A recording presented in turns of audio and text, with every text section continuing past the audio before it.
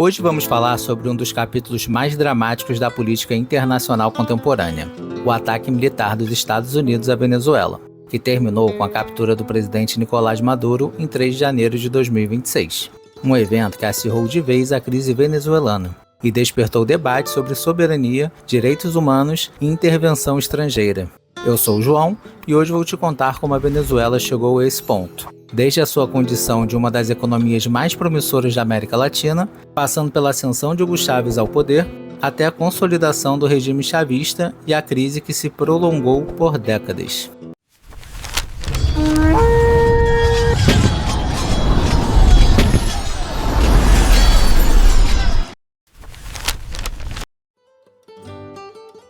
Até os anos de 1980, a Venezuela era vista como uma potência regional em ascensão. Graças ao petróleo, o país tinha uma das maiores rendas per capita da América Latina, forte classe média e instituições relativamente estáveis. Mas essa prosperidade escondia um problema grave: a dependência quase total do petróleo, corrupção estrutural e desigualdade social. Em 1989, esse modelo entra em colapso com um episódio conhecido como Caracazo, uma série de protestos violentos contra medidas econômicas impopulares, reprimidos com força pelo Estado. Centenas de pessoas morreram. Com isso, a confiança no sistema político tradicional foi destruída. É nesse cenário de descrédito, crise e revolta popular que surge uma figura até então desconhecida fora do meio militar: Hugo Chávez. Em 1992, Chávez lidera uma tentativa fracassada de golpe militar. Ele é preso, mas seu discurso contra a elite política o transforma em símbolo de resistência para parte da população. Em 1998, Chávez vence as eleições presidenciais, prometendo romper com o sistema antigo e iniciar a chamada Revolução Bolivariana. Já no início do governo, em 1999, ele convoca uma Assembleia Constituinte, aprova uma nova Constituição e amplia os poderes do Executivo. Com os altos preços do petróleo nos anos seguintes, Chávez financia grandes programas sociais e conquista apoio popular massivo. Ao mesmo tempo, o país entra em uma fase de forte popularização política. Apesar da redução temporária da pobreza no início, o modelo econômico altamente dependente do petróleo e mal administrado deteriorou fundamentos econômicos, deixando o país vulnerável à queda dos preços do petróleo. Chávez enfrenta uma tentativa de golpe em 2002, uma greve geral e conflitos constantes com a oposição e a imprensa. Aos poucos passa a enfraquecer o Congresso, ampliar o controle sobre o judiciário, pressionar meios de comunicação críticos e usar o Estado como ferramenta política. Ainda assim, as eleições continuaram acontecendo. E aqui é fundamental esclarecer um ponto-chave. Hugo Chávez venceu todas as eleições e referendos que disputou, entre 1998 e 2012. Durante boa parte de seu governo, especialmente nos primeiros anos, os pleitos foram considerados legítimos e competitivos, com participação da oposição e reconhecimento internacional. O motivo pelo qual Chávez é frequentemente chamado de ditador não está na ausência de eleições, mas na transformação gradual da democracia.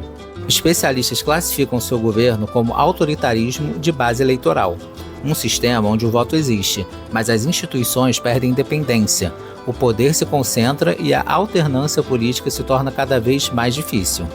Chávez não chegou ao poder como ditador, mas deixou um Estado moldado para não ser facilmente disputado. Quando morre, em 2013, esse sistema já estava pronto para seu sucessor. Após a morte de Chávez, Nicolás Maduro, seu vice, assume o protagonismo. Em 2013, há sim uma eleição presidencial. Maduro vence por uma margem mínima, pouco mais de 1%. O resultado é contestado, mas validado institucionalmente naquele momento. A partir daí, a crise se aprofunda rapidamente. O preço do petróleo despenca, a economia entra em colapso, a inflação se transforma em hiperinflação e milhões de venezuelanos deixam o país. Em 2015, a oposição vence o parlamento e a resposta de Maduro é decisiva. Ele neutraliza o legislativo, cria uma Assembleia Constituinte parlamentar em 2017 e passa a governar sem equilíbrio de poderes. As eleições continuavam existindo, mas o cenário muda completamente. Em 2018, Maduro promove uma eleição presidencial, sem oposição real, sem observadores independentes e sem reconhecimento internacional amplo. A repressão política se intensifica. O judiciário, as forças armadas e os órgãos eleitorais passam a operar alinhados ao executivo. Protestos são reprimidos, líderes opositores presos ou exilados, e aqui novamente é essencial deixar claro: Maduro também chegou ao poder por meio de eleição em 2013. A diferença é que a partir dali, o processo democrático entrou em colapso acelerado. As eleições seguintes deixaram de oferecer qualquer possibilidade real de mudança de poder. O voto passou a existir apenas como fachada, sem liberdade, competição ou alternância. Por isso, ao contrário de Chávez, Nicolás Maduro é classificado pela maioria dos analistas e organismos internacionais como um ditador de fato, à frente de um regime autoritário fechado. Na madrugada de 3 de janeiro de 2026, forças militares dos Estados Unidos lançaram ataques aéreos e terrestres na Venezuela e capturaram Nicolás Maduro e sua esposa Cília Flores em Caracas, removendo-os do país. Um episódio sem precedentes na América Latina nas últimas décadas. O governo venezuelano denunciou os ataques como violação do direito internacional e acusou os Estados Unidos de tentar controlar os recursos naturais do país. Governos como o do Brasil também criticaram a ação. Já setores da oposição venezuelana e de exilados comemoraram a remoção de Maduro. Washington alegou que sua ação visou combater o narco-estado e enfrentar Maduro por acusações de narcotráfico e crimes internacionais. A legalidade de tal ataque unilateral foi fortemente questionada por entidades internacionais. Especialistas em relações internacionais e história latino-americana veem a crise venezuelana como resultado de um modelo econômico dependente e mal gerido, instituições enfraquecidas e popularização política crescente desde os anos 2000.